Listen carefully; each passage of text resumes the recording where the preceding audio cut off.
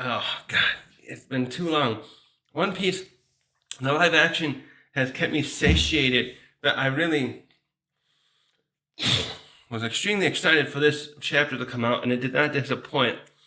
Although at the same time, I gotta say, I'm polite like, God damn it, Oda. you, Oda knows how to like shuffle the storylines around where we we're waiting for one thing to happen, but other things happen too. But actually, that was good because actually, we go back to some of the stuff. I'll slow down. So we're gonna be reviewing here One Piece chapter 1092, and the chapter's name is "The Rampage Incident of the Tyrant Kuma in the Holy Land." And this one has a cover bit that shows Jinbei with some fish like hugging him or something. This is one of these cover page requests that Oda's been doing too. He had one with Doflamingo and Nami and some others. And to recap the last chapter too, we had Kizaru finally at the end of 1090. Actually, he found a way to enter. Not found a way. He entered onto the island because he was able to zip by the pacifistas, the Mark IIIs. Damn, as powerful as things are, I don't know if they could track someone like Kizaru. Apparently not, or maybe because their focus is on because Sentomaro ordered them to fight the marine ships. They didn't see him, so he got into the island and he's went right for Sentomaro, and they began battling it out because Sentomaro's authority is also one that Vegapunk put on in the hierarchy to exceed anyone else who has an authority chip, some kind of control device. And so Kizaru's got to take him out in order to get the things control of pacifistas, because they're making short work of the marine ships out there, and the sea beasts were doing quite well as also. So that fight went on for a little bit in the first half of the last chapter. We had some flashbacks to the two. These two knew each other quite well, and Kizaru was even remarking, "Hey, I don't want to hurt you, and we should be on my side." But Sentomaro's loyalty to Vegapunk is second to none. So he, as Luffy promised him, and he trusts. I guess Sentomaro, you could say, has a good sense of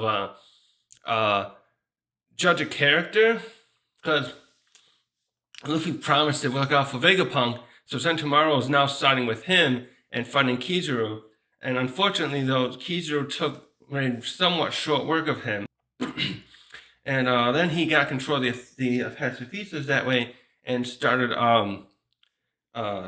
ordered them to go and attack the sea beasts instead. And the pacifistas are much stronger than the sea beasts, so we see some of that here too. And then so to finish the recap, Kizaru got to the top. He was able to phase through the defenses. He got through the lava phase defenses that are almost impenetrable to anyone else, even like the Lucci or Kaku can't get through it. And Kaku, we saw that with Kaku. And he made it to, he saw where Lilith and the other group there were escaping to the one side of the island, waiting for Vegapunk to remove the shield. And the chapter ended with Luffy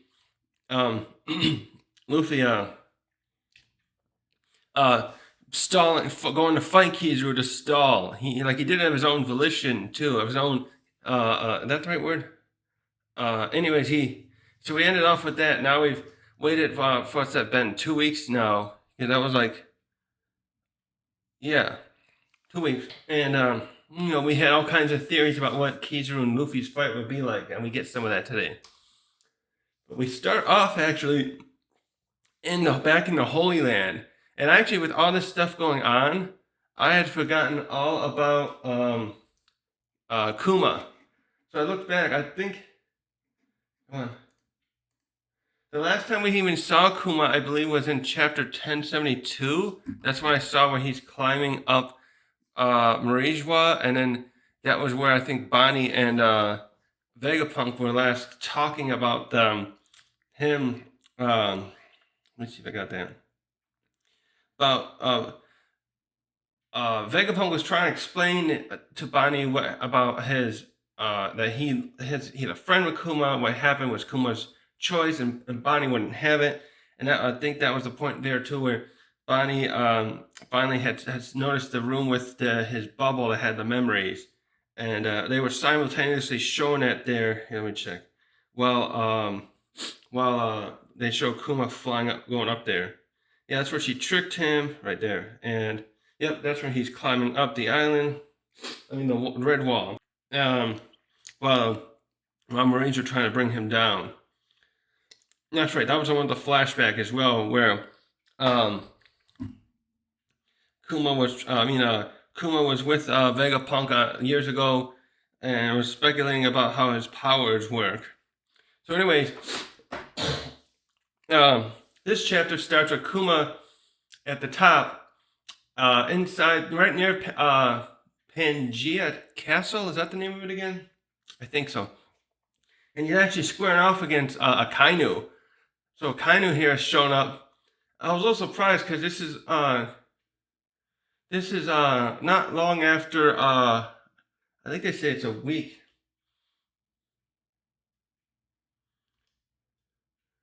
What did he say? Didn't he say? That just is the other day. Okay, so I was just surprised that Akainu was here rather than that leader of the Holy Knights was just there, and he executed our allied Celestial Dragon. Hopefully he's still alive. Hopefully that was more of a punishment, but I don't know. I'm a little scared about for that guy's fate.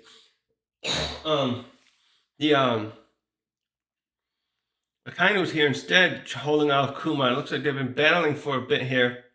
As we start off seeing him, Kuma using one of his shock wave type bubble attack, Ursa shock it reads here, and he it shows this big decently crater, not very deep, a very wide crater right in front of Pangea Castle, and the rest of the city to the other side. And then he so he's fighting this thing. Kuma still looks like he's like a machine here, and he's still fighting with his devil fruit powers very well. He still remembers how to use that, even if he's like a machine now. So he Akainu starts is like, what are you doing here? Like, and then he comments like, oh great, first the other day the Revolutionary Army was here causing problems, and now you're here. This is becoming quite a problem, destroying all the place up here like this. And I'm just laughing at it because yeah, this place has been so tranquil and whatnot for the Celestial Dragons for centuries. They're probably stressing out over this in some ways, but we actually see some of them too watching, and most of them are quite pissed at this point that we can't feel. I'm not gonna feel sorry for these guys, at least about any character, because so they're complaining here because first of all, I think what they show here is this knight. It looks like their regular guard had tried to hold off Kuma and couldn't do it. Couldn't handle it. They show one here in a shot, all beat up, and I'm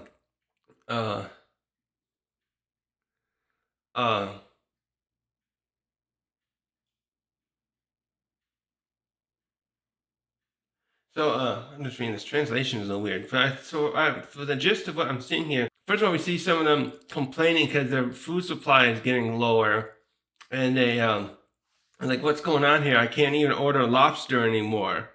And then I think they're getting upset that he. It looks like this fight with Akainu and Kuma had been going on for a little bit, and they're like, "What are you doing? Hurry up and finish him off now!" And I mean, Kainu here tries to talk to the Kuma, And actually, I should reiterate first, Akainu here has this look on his face, which kind of makes me think he's like, God damn these celestial dragons yelling at me when I'm trying to do my job. Go away, I'm trying to work here. Um, uh, I'm trying to work here. I think Akainu's finally getting a little stressed out. Not stressed out, fed up fully with this job of working for the celestial dragons. He wants to take out pirates as much as anybody, more than anybody, but now he's got to deal with them, and I think he's really have enough of it.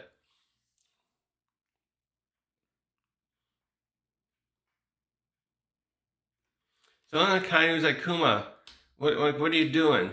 Why aren't you listening to us anymore? And he goes on like, I'm gonna stop you here. And actually, so as he does that, his right hand starts turning into magma right there and dripping in front of him.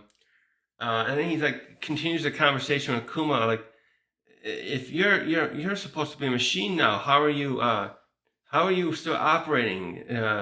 Where are you heading to? So he's trying to like figure out what Kuma's doing here, and but Kuma looks like it's just wait. Kuma here looks like he's breathing heavy too. Yeah, so the Kuma is just trying to figure out a way, I think, to get past the Kainu. He looks like he's still intent on his goal. Whatever it is here, it's obviously not really the castle though, because the spot they're fighting, as they change its angle, the castle's cut off to Kuma's right. The Kainu's left there. We're kind of like behind Kuma. Like if I'm Kuma, it's like that way. And uh, so then since Kuma isn't answering, Kainu just goes in for an attack, and he gets a like a face palm palm attack, and he goes right for Kuma's head, and he gets a good shot and right off his right side. It's actually his left hand, his right side there, and yeah, he does quite a bit of damage to him there. And then Kainu was like, he looks like he's even bleeding, I guess, because Kainu says, "Oh, it looks like you're not all machine now. You're bleeding now." And then Kuma takes this opportunity though just to avoid him and just starts running again past him. And wait, what's that attack there? Oh, and then he does that. Oh, so he starts. Kuma gets one. Kainu goes, turns around and goes after him and gets one more attack in there. It looks like he gets Kuma's foot, but then he at that moment uses his devil fruit to like boink, like doing like it looks like he propels himself. I'm guessing like he's doing it like a super jump thing, and he just propels himself away, and the Kainu was just standing there contemplating that something. So no, I should say. So Kainu at this point, he's thinking back to when he caught Bonnie 2 years ago, or she was left there by the Blackbeard pirates. And actually, for a while there, I was a little worried. I don't think I brought this up before, but last week I just thought about Bonnie here, because I was rewatching. I was rewatching this part where she was captured, like the last time we saw her out in the New World, before the time skip, and I was thinking for a while that maybe she was, and because everyone's talking about her being actually Catalina Rena Devon, I was thinking, oh, what if she's not because I dismissed that. I'm dismissive of that idea happening before, because Bonnie's up here with them in the lab phase where it's protected, and I don't think anyone other than Kizaru could get up there. So I was thinking, what if Bonnie is really not a spy for Akainu? And if he like worked out a deal with her, like, I'll free you here if you work for me to help catch the Straw Hats. I mean, it's a loose theory I have, just because because I'm wondering how she escaped from this scenario here where Kainu came, of all people. Because what happened to, I think Blackbeard was going to keep her as a bargaining chip, but Akainu was coming on. He was like on the they saw the Navy ship coming toward them, and they saw it was Akainu was on there, and they just fled because they didn't want to deal with him right now. So this flashback, looks like Bonnie is at this point. So she must have ranted here to Kainu in the same way she does just did the Vegapunk about like you monsters turning my dad into a machine, and Akainu, we just see Akainu's comeback to this, whatever she said exactly. Like you can get mad and rant and scream all you want, but his Kuma's mind is not coming back, and he volunteered for this. It's like this is just like what Vegapunk said, and Bonnie there is just as frustrated then as we saw her a little bit ago in the present, and she's screaming at him like calling Akainu a liar and explaining like he would never do that because he wouldn't leave her behind. So now we go back to the present here after that little flashback, and the stupid celestial dragons start screaming at Akainu again, like what happened? Don't tell me that you let that Kuma gave you the slip. Are you sure you're the Fleet Admiral? Are you really, you call yourself the best of the Marines? And then Kainu just ignores that, and he's talking to himself about how Kuma, he's like saying to himself, "You're just a puppet. You don't have anything left except to do what we're supposed to tell you. Your will and mind were taken away. So where are you heading off to?" And it just shows him looking into the clouds toward the direction where Kuma fled to. So sorry. So now we switch away from that contemplation of that. Also, no, I should go over that a little more. What is Kuma doing here? He's up here in Marijua now, but he left Pangea Castle. He's heading in the opposite direction. I'm trying to think what's over that way. The way he headed toward looks like there was a forest that way. That looks like the angle. I'll have to check out. It looks like the angle he was heading toward was where there was only a forest and a path where back at Reverie, I think it was, we saw Shirahoshi and her family coming toward Pangea Castle from the direction where Kuma is heading back to now. The only thing I could think of is there was lots of slaves down below there. Maybe he's going to go over there and try and free some or have some gold therein with that. Yeah, I just can't place my finger on what that would be. Because he made it up there, obviously. He had no problem getting up there. Pangea Castle is right there. I think that's where the throne is, right? That's where Sama would be. Unless he has got another place somewhere over there or something.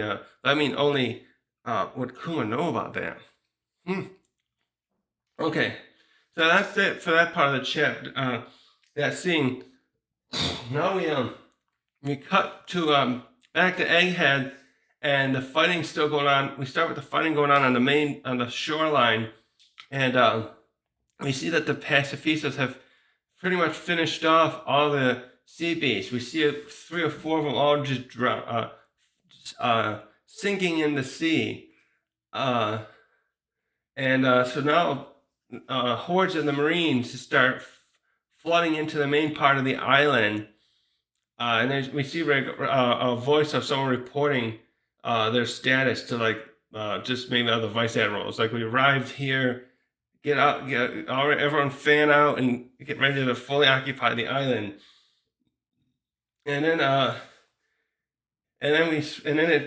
voiceover continues saying, "Okay, Admiral Kizaru has broken through the clouds. That's just a report of that part." So they're probably awaiting him, awaiting for him to destroy the defenses so they can help reinforce the upper area eventually. So I feel bad for the sea beasts. I want to comment on, because those things are probably still kind of animals, and I don't know if they've been utterly destroyed or if they're going to just drown, so to speak, or just float, because they're just floating to the bottom of the sea there. So there's no way to rescue them right now, to do anything at all to help them, I guess. So now we finally get to the part we all wanted. We see Kizaru and Luffy. But Luffy is not in gear fifth right away like I thought he would. Like he did against Lucci. He jumped right into it against Lucci. Of course, he's fought Lucci before one-on-one for quite a while, and I think he knew he had to there because he fully understood what Lucci's powers are like.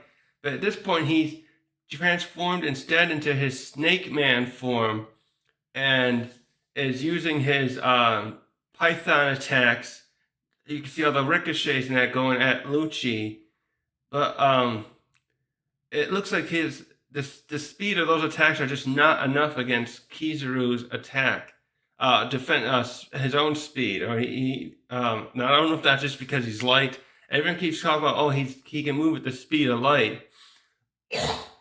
I'm not so sure about that. I think that's an exaggeration just to say that, even though he is made of light or lasers.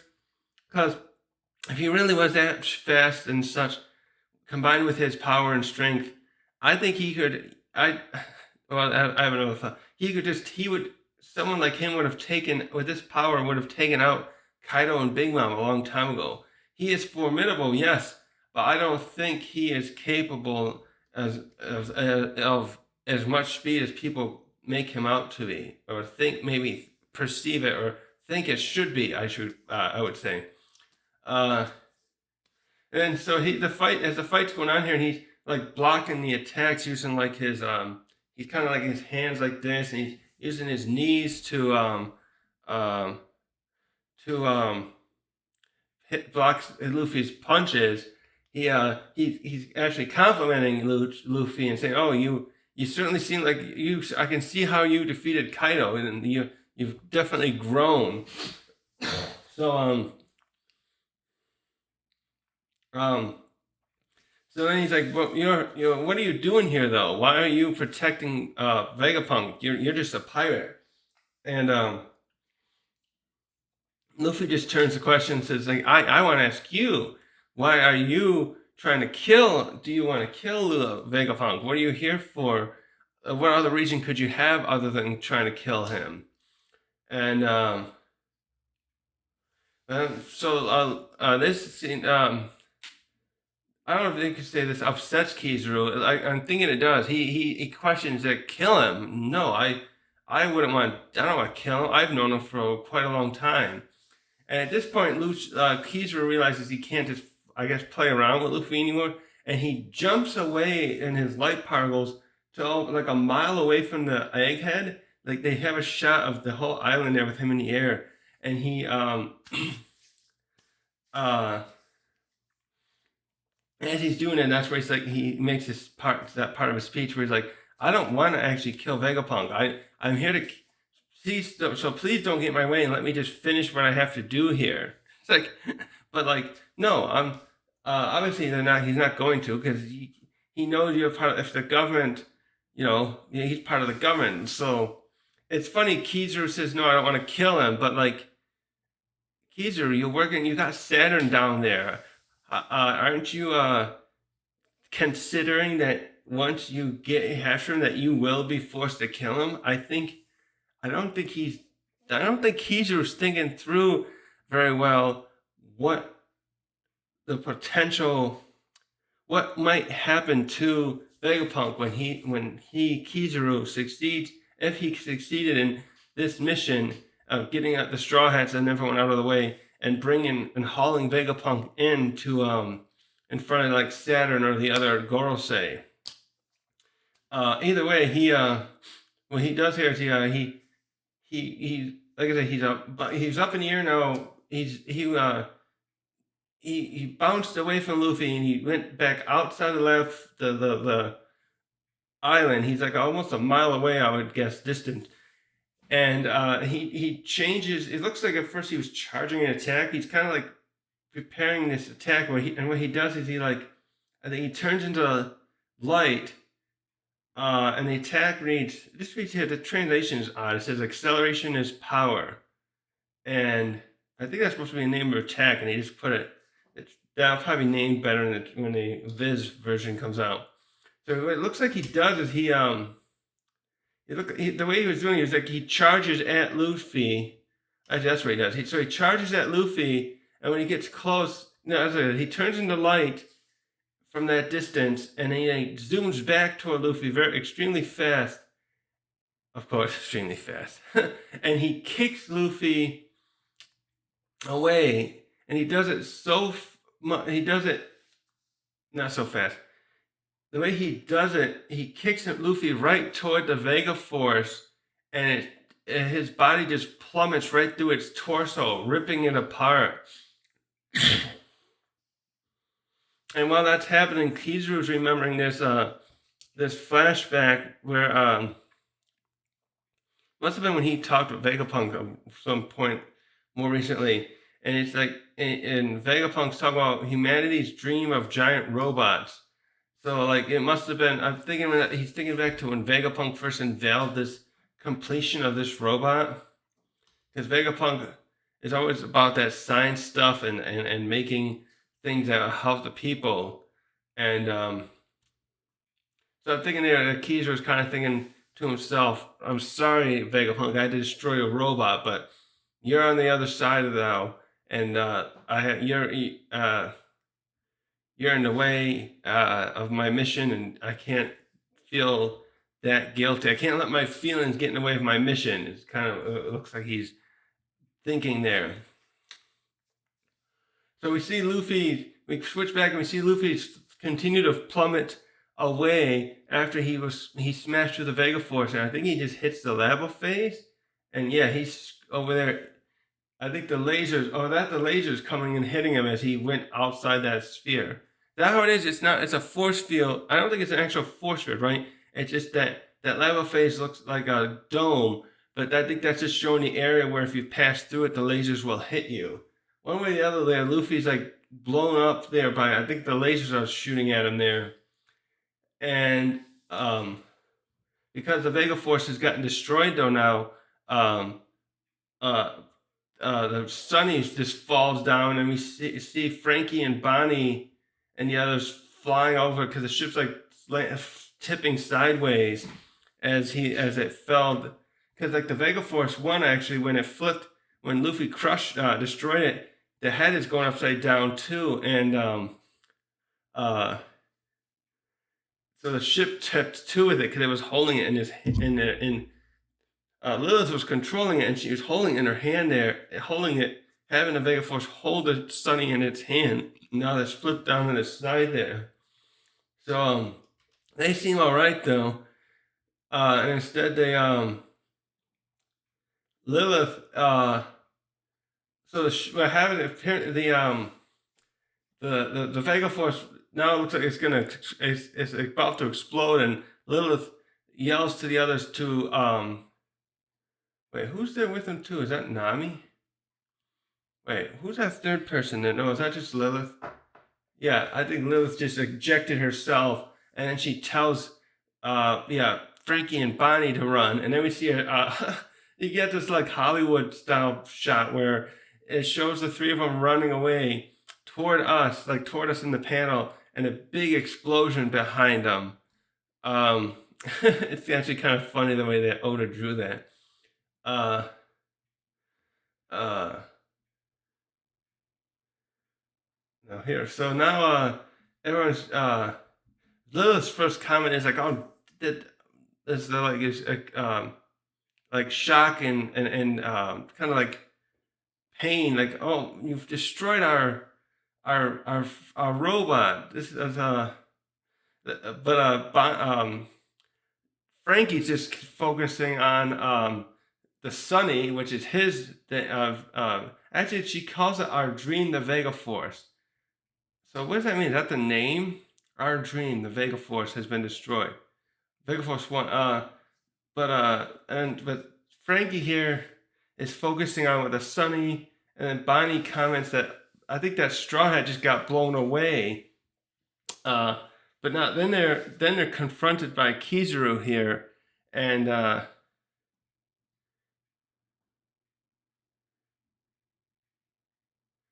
Kizaru here tries to like kind of reason with Bonnie, And he first says, "Oh, you've grown so much, Bonnie. Damn, kids keep getting grown up fast these days." And he asks, "Oh, you have a grudge against Vegapunk, right? I'll take. I've been ordered to assassinate him, so don't worry about it." I guess he's saying there.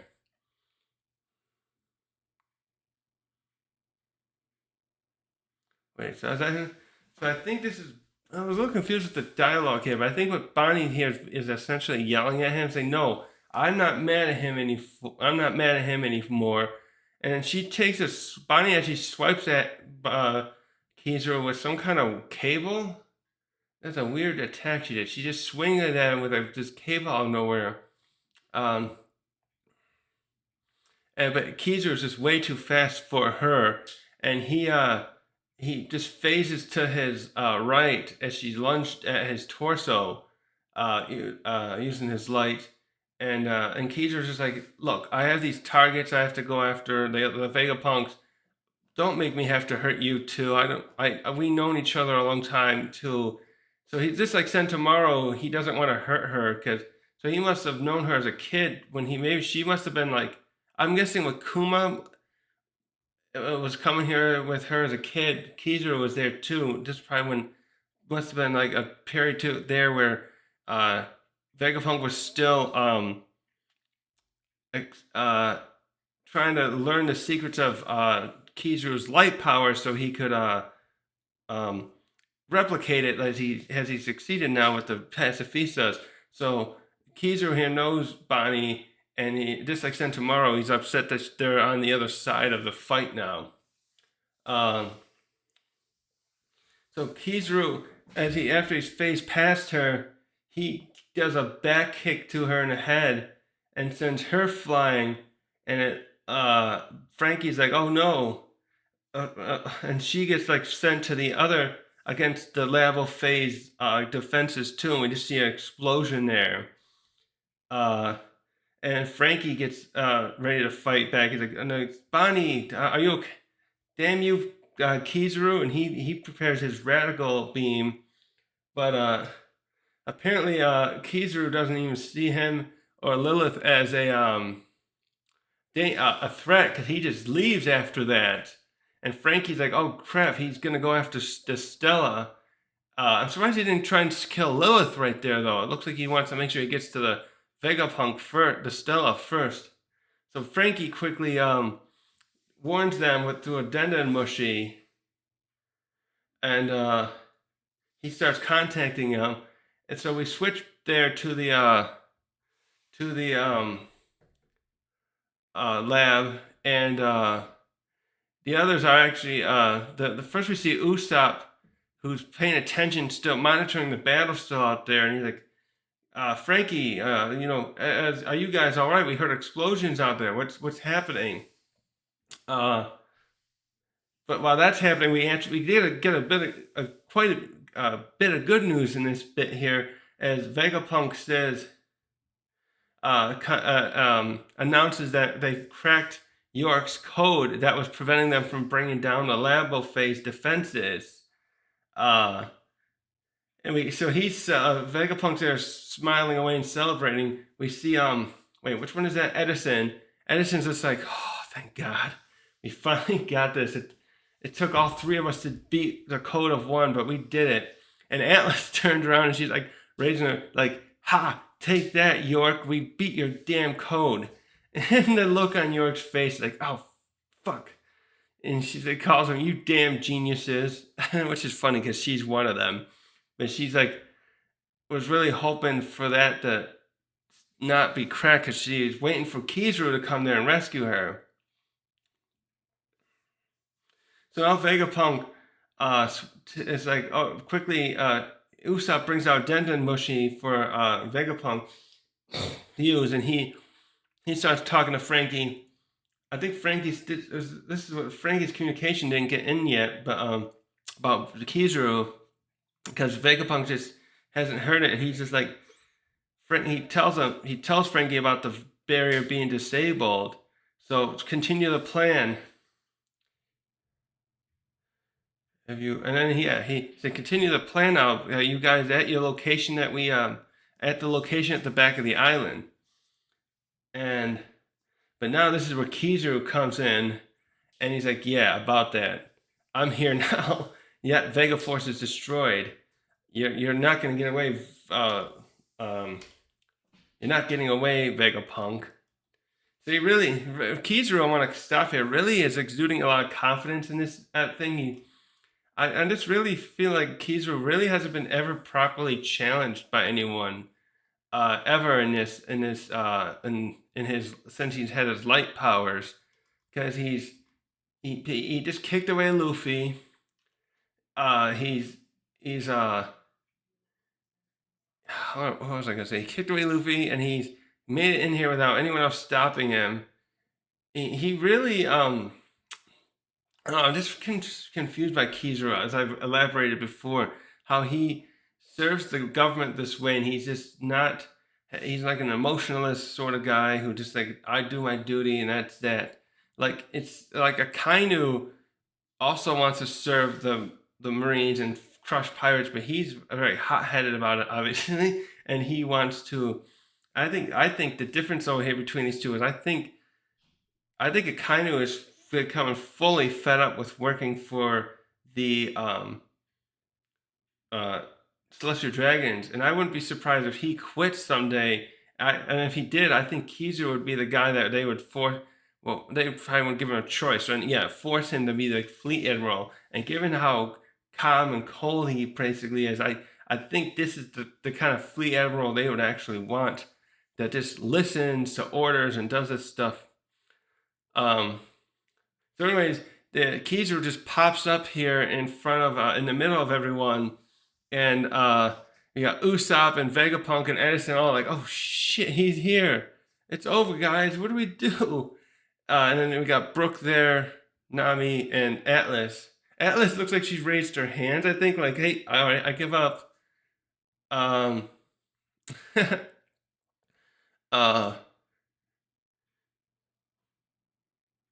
So Keezer like, "Listen, guys, please don't fight me now. I don't. This is bad enough for me."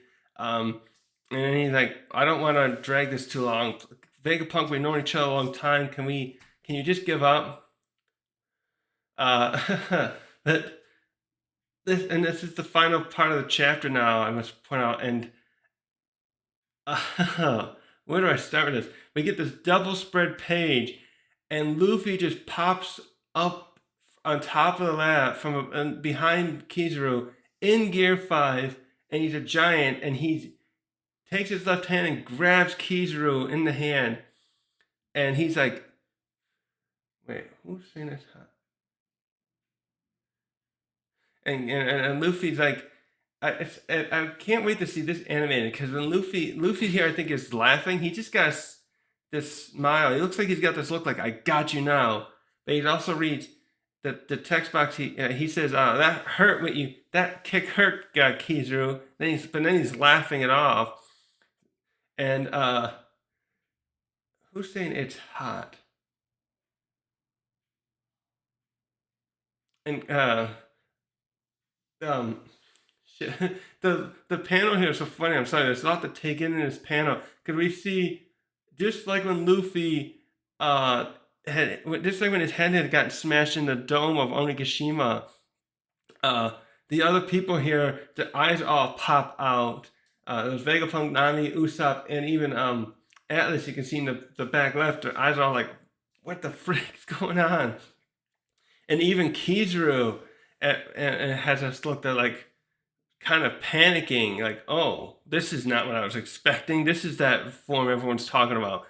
I first see, when he grabs him in the main shot, I thought he was like, "Oh, like a minor inconvenience." But when you get this next little panel, he has a little sweat coming down his face, and it's like, yeah, Luffy, and also Luffy's hand doesn't show it, but he must be using hockey, because I don't think Kizaru looks like, "Oh crap, he's got me." Yeah, because he usually can just phase away from things, but I think he must be holding him with the advanced hockey or such. And yeah, this is just cool to see Luffy using that giant form again. And so then we get a panel out there where he's sitting on top of the dome, and he and then he kind of says like, "Kizaru, you sent me flying all the way down. You sent me flying all the way down. I crossed that barrier 2 times. I actually thought I was gonna die. So he must have been blown out of the barrier. He went so fast, got kicked so hard, and that must have been when he turned into Gear Fifth. I'm thinking because I mean, he can fly in his other form, his regular in Bounce Man. He can zoom around, but I'm thinking he probably turned in this form because he could use his Toon powers to probably somehow uh, uh, get past the barriers without taking as much damage. Although it looks like he must have actually. Now I look at him again, he looks all dirty now. Or maybe that's like supposed to be kind of like soot from the lasers. So, anyways, this is the bit I was hoping we'd get earlier, but now we get to the final shots of the chapter, and we switch back to that night robot that has been sitting there, and that Vegapunk is trying to had used to make the Vega Force, and we see its eyes wake up. There's two glowing dots in the visor. It's got like a visor, and it's wearing like a Viking helmet looking thing, that the traditional style with the horns, and its eyes all pop in the visor, and we get the chapter end there. The way the spoilers, and this is funny, I'm trying to figure out why this would wake up. And I read the spoilers this morning, a spoiler footnotes, like notes, and someone, the notes are speculating that the Luffy's drums of liberation thing are what's waking this up. Like his presence, I guess I should say, is what's waking this thing awake now.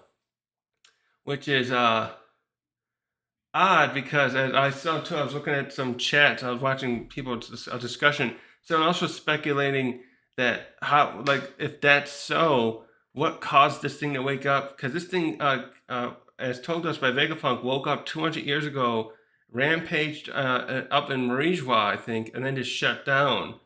And no one knows why. And he was supposed to destroy it, but he brought it here instead. Maybe they couldn't. Maybe they tried to destroy it afterward. I think the way Vegapunk was explaining it, I guess they couldn't dispose of it. It's been sitting around somewhere.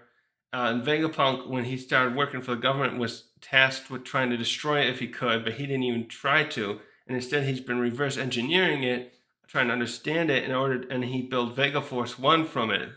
Quite a bit different look, by the way, from it though. But because this thing looks like again like a knight's armor, kind of almost.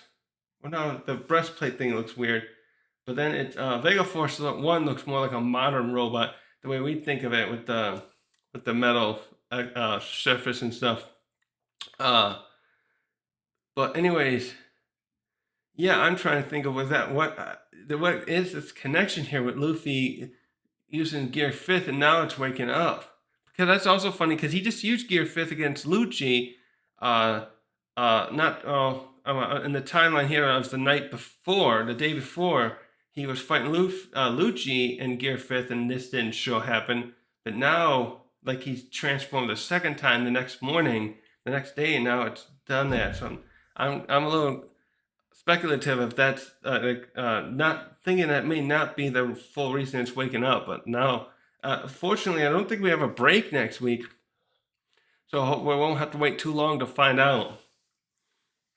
Now we're really also going to get to see what can Luffy do against Kizaru. We gotta wait one more week, unfortunately. And it's funny again that Luffy tried Snake Man first. Maybe he just wanted to get a taste of what he could do against Kizaru. And as I saw those even point out, like, he doesn't probably want to use Gear 5 all the time if you don't have to. Maybe he even knows that. I think sometimes Luffy even knows that if he uses that form, he's not really himself. He's in this when he. So Oda wanted to draw Luffy to be a silly character, and he likes to draw the wacky powers.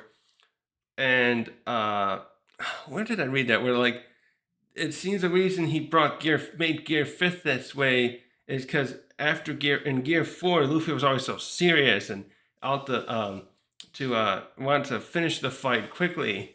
But so I'm I'm thinking this is what's kind of going on with Luffy as a character. Is Luffy is a happy-go-lucky guy, but in a scenario like this siege, he wants to make sure his friends are safe, and he's got to protect Vegapunk now. So I think when was fighting Kizaru, he's like, I gotta be serious now. I can't use Gear Fifth yet because I kind of lose myself. So that's what I think why he transformed into use that instead, because he's more conscious of what he's doing. I think he's still a little worried about how silly he gets in a way. It's just my conjecture. That'll be interesting to see this more down the line if Oda elaborates on that. I know too this is like very hard to transformation for him to use too. This is becoming like the equivalent of Super Saiyan 3 for Goku to use, or Gotenks, for any Saiyan who was able to use that. We only get to see those two, I think, uh, as canonical transformations. It takes a lot of stamina out to use Super Saiyan 3 because it's like your it's like this maximum power form. And I think Luffy is having the same thing now with what we know he is, because after he fought Lucci and even during Kaido, the transformation just turned off on him in Kaido's fight, and he had to force himself to back into it. And I think he switched into this really easy against here in this point, but when he turned it off after finishing off Lucci and they were evacuating up to the lava phase, he just he looked like this old man. I think it was like an exaggeration of sorts to like show how fatigued he was still using that for a short time. So he really has to I think Luffy's gonna need a bit of a training phase to get used to this, because he teaches if he so maybe his body can get used to it. I don't know any other way to say it. But anyways, this was a great chapter. God damn, a lot happened. Actually, my favorite part is really seeing that the Vegapunks finally broke that code, because York has been, not bragging. What's the word I'm looking for? Like, very what was the word? Like you'll never get through my thing. I'm a genius too. You can't break through it. You guys should just give up now and let me, because Kizaru's on his way. Lucci's right there. You can't escape. You can't win, I should say. And seeing her get the code destroyed, broken, really. There's nothing quite like that satisfaction of seeing someone who brags, I guess, like how they're gonna win for sure. You have no chance, and then seeing that the curtains fall, I guess, so the other shoe drop or whatever. Uh, I hope Bonnie's okay too, because now we don't see what happened to Bonnie, but she got kicked away, and yeah, this mystery about Kuma. Now that he's not there going to Pangea Castle, it's like why even come up there then? I'm gonna be looking around at any other footage now of where else is up there in on Rijwa to try and see if I can speculate anything else about that. Anyways, that's it for today. I'm gonna cut this video short now. Here, not short. Kind of stop it here, and yeah. Thanks for watching. Good thing.